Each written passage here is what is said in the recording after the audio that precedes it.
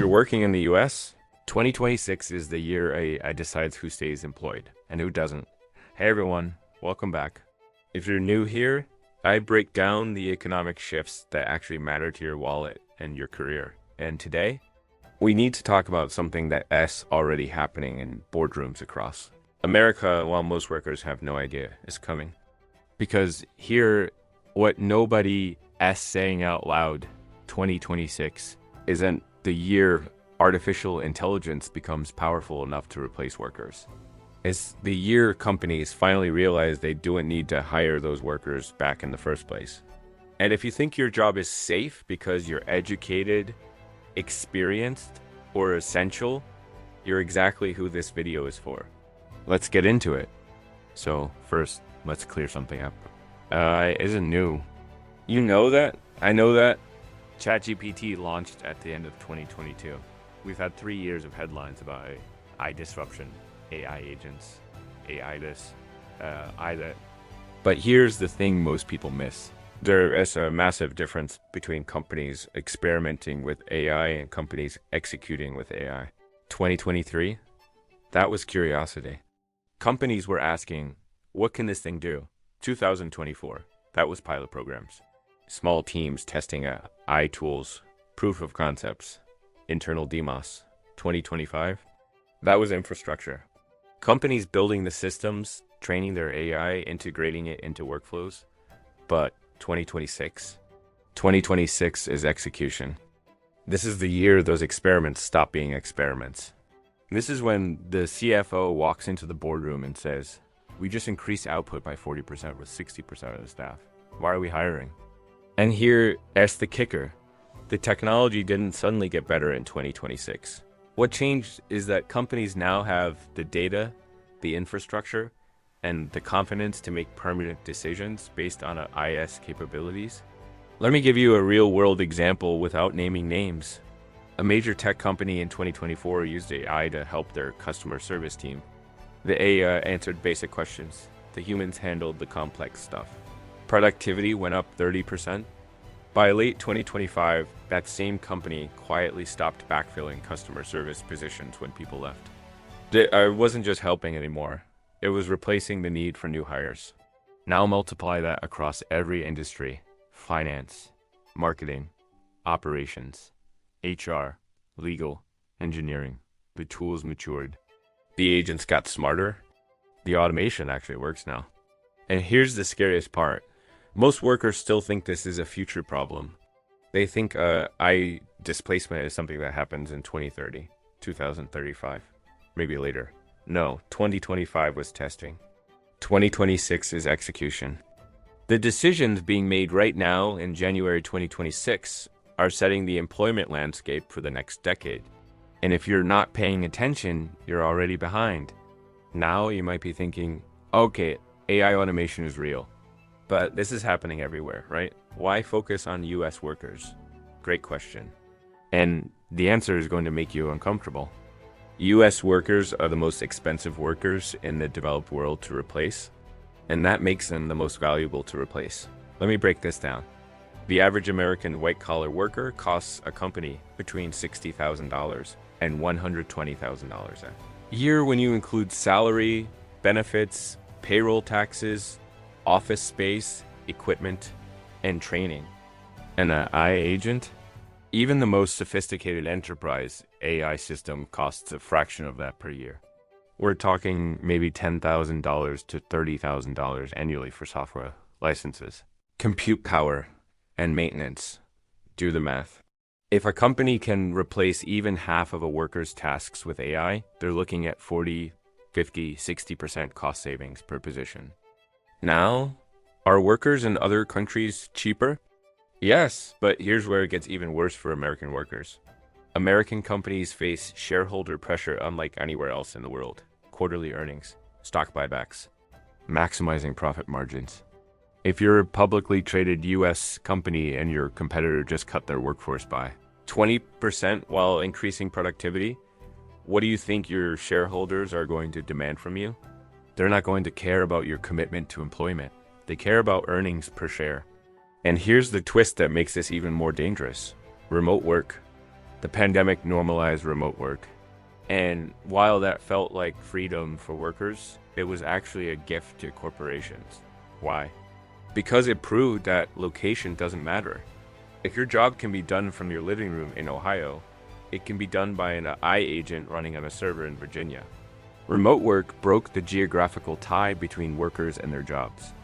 And once that tie is broken, the question becomes, does this role need to be done by a human in any specific location? Or does it just need to be done? The moment your work became fully digital and remote, you became fully replaceable by something that doesn't need sleep, doesn't take vacations, and doesn't ask for raises.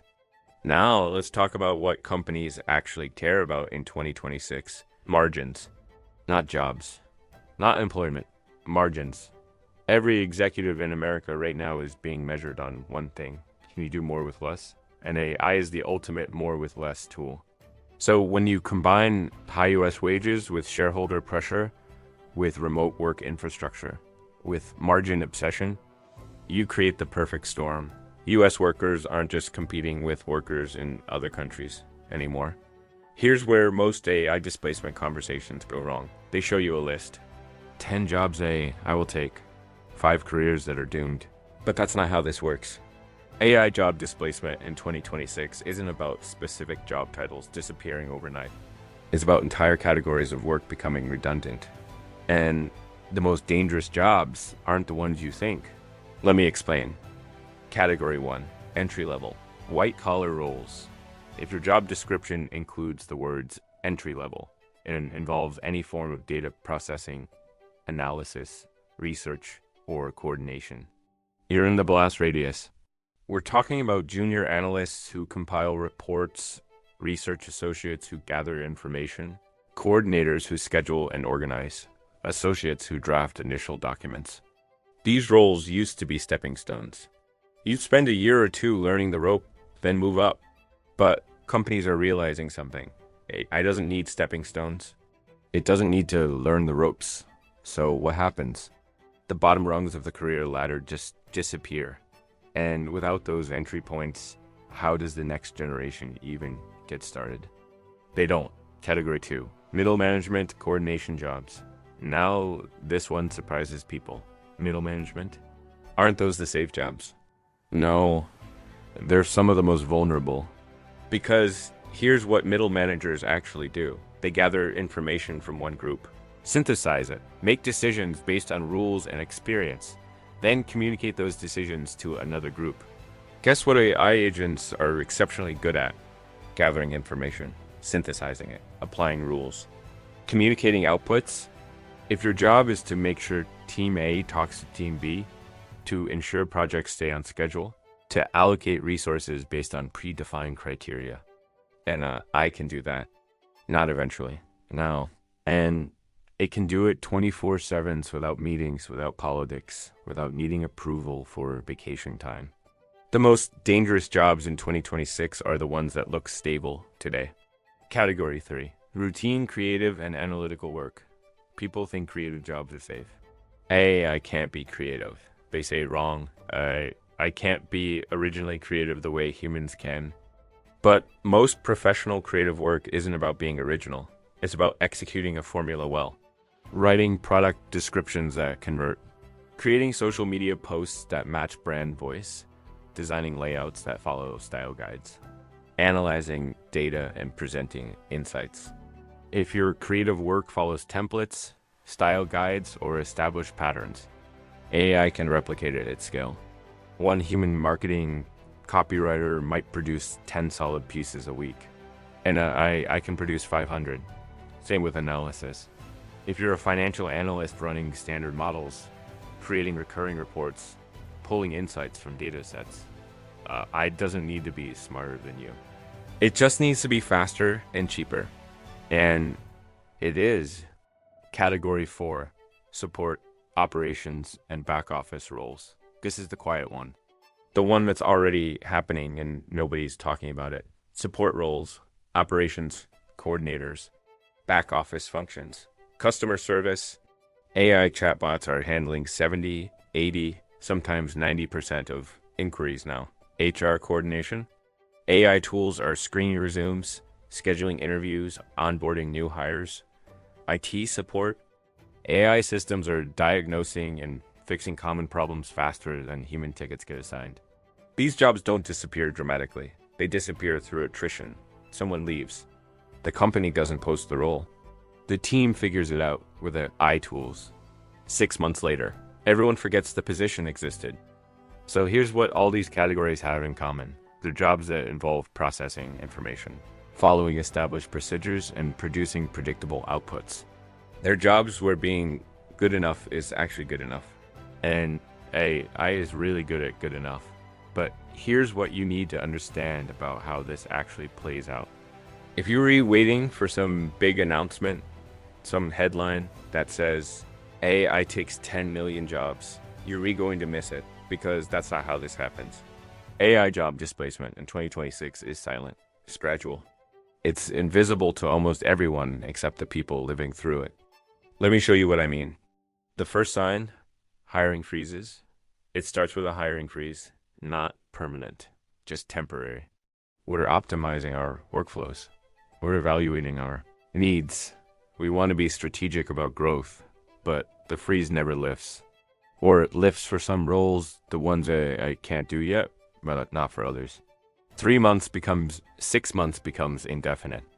And the workers who are already there, they don't get fired. They just get told to do more with less, to work smarter, to leverage the new tools we're rolling out. Translation. You're now doing the work of 3 people with AI handling the routine parts. The second sign, role merging. Then you start seeing role consolidation. We're combining the marketing coordinator and the social media specialist into one position. We're merging the junior analyst role with the data associate role. It sounds like efficiency. It sounds like modernization. But what it really means is AI is doing enough of each job that we can combine what's left into one human role. The third sign, productivity expectations doubling. This is the insidious one. You keep your job. Your title doesn't change. You don't get laid off. But suddenly the baseline for acceptable performance shifts. Last year, producing 5 reports a week was good performance. This year, with AI assistance, the expectation is 15 reports a week. Last year, managing 3 projects simultaneously was a full workload. This year, try 8. The job didn't change. The tools changed. And now you're competing against AI-augmented productivity standards. If you can't keep up, or if you burn out trying well, there are plenty of people who will work harder for less. Or more likely, the company will just automate more and need fewer people overall. The fourth sign, fewer openings, not loud layoffs. Here's the thing most people will never notice. The jobs don't disappear in a dramatic wave of layoffs. They disappear because they're never recreated. Someone retires, position eliminated. Someone leaves for another company, position eliminated. Team restructures, half the positions eliminated. There's no press release, no headline, just less opportunity. And for workers trying to change jobs or enter the market, they find themselves in an economy where entry-level positions barely exist. Mid-level roles require 5 years of experience, plus eye expertise. And senior roles are reserved for the absolute top performers. The job market doesn't crash. It just contracts. Slowly, quietly. It doesn't replace you. It replaces the need to replace you, and that's the model going forward. Companies aren't going to announce, we're replacing humans with AI. They're going to announce, we've achieved record productivity with our lean, AI-augmented workforce. Wall Street celebrates, shareholders profit. And millions of American workers slowly realize there are no jobs to go back to. So what do you do about it? All right, we've covered the problem. Now let's talk about what you actually do. And I'm going to be straight with you. There's no magic solution here. There's no one weird trick that makes you immune to eye displacement. But there are strategic moves that shift you from replaceable to valuable. And it all comes down to one core principle: become AI leveraged, not AI replaceable. Let me break that down. Strategy 1, own outcomes, not tasks. If your job is defined by the tasks you complete, you're in danger. I process these reports. I write these emails. I analyze this data. I coordinate these meetings. Those are all tasks. And tasks can be automated. But if your job is defined by the outcomes you create, that's different. Instead of I process customer feedback, think I identify revenue opportunities from customer insights. Instead of I create marketing content, think I drive customer acquisition through strategic messaging. Instead of I analyze financial data, think I guide executive decisions that protect company assets. See the difference? Tasks can be delegated to AI. Outcomes require judgment, context, strategy, and accountability. If you're responsible for a result, not just completing steps, you've become harder to replace because I can't be held accountable. It can't navigate office politics. It can't read the room. It can't make judgment calls when the data is ambiguous or conflicting. Strategy 2. Combine human judgment with AI tools. Here is the paradox. The workers who survive AI displacement are the ones who use AI the most, not instead of themselves, alongside themselves. Let AI do the groundwork, the data gathering, the first drafts, the pattern recognition, then you apply the judgment. The creativity, the strategic thinking, the human touch. A copywriter who uses AI to generate 50 headline options, then applies their expertise to refine the best one. That's I leveraged. A financial analyst who uses AI to process thousands of data points, then applies domain knowledge to identify what actually matters. That's I leveraged. A project manager who uses AI to track tasks and timelines, but applies human judgment to navigate team stakeholder relationships. That's I leveraged. You're not competing with AI, you're using AI to compete with everyone else who refuses to adapt. Strategy 3. Position for scarcity, not volume work.